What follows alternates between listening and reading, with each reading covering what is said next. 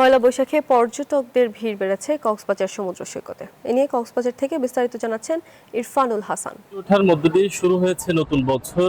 বাঙালিরা বরণ করে নিয়েছে 1433 বঙ্গাব্দ, আর দুঃখার গ্লানি মুছে বিদায় জানানো হয়েছে 1432 বঙ্গাব্দকে। বছর বরণের এই দিনে বাংলা নববর্ষ উপলক্ষে কক্সবাজার সমুদ্র সৈকতে ছুটির দিনকে কেন্দ্র করে মানুষের ঢল নেমেছে। আমরা এই মুহূর্তে সৈকতের যে পয়েন্টে আছি, এই পয়েন্ট ছাড়াও কক্সবাজার সমুদ্র সৈকতের যে 3টি পয়েন্ট, বিশেষ করে কলাতলি, লাবণী এবং সুগন্ধা সহ সবকটি পয়েন্টে আজকে পর্যটকের বেশ মুখরিত।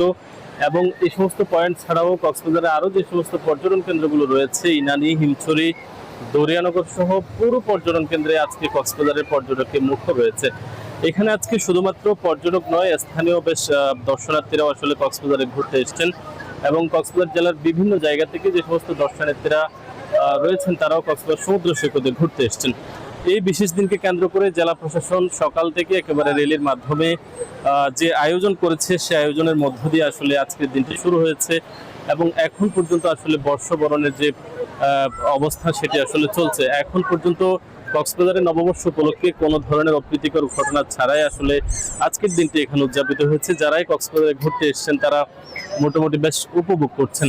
তবে কক্সবাজারে আজকের দিনকে কেন্দ্র করে সারা দিনব্যাপী যে আয়োজন থাকার কথা অন্যান্য সময়গুলোতে, সেই ধরনের কোনো আয়োজন না থাকায় পর্যটকরাও আসলে বেশ হতাশা প্রকাশ করেছেন। কবে নাগাদ আসলে বর্ষবরণগুলো আরও বেশি মুখরিত হবে সেরকম আশাও করছেন আসলে পর্যটকরা। এ ছিল কক্সবাজার থেকে নববর্ষের সবশেষ খবরাখবর।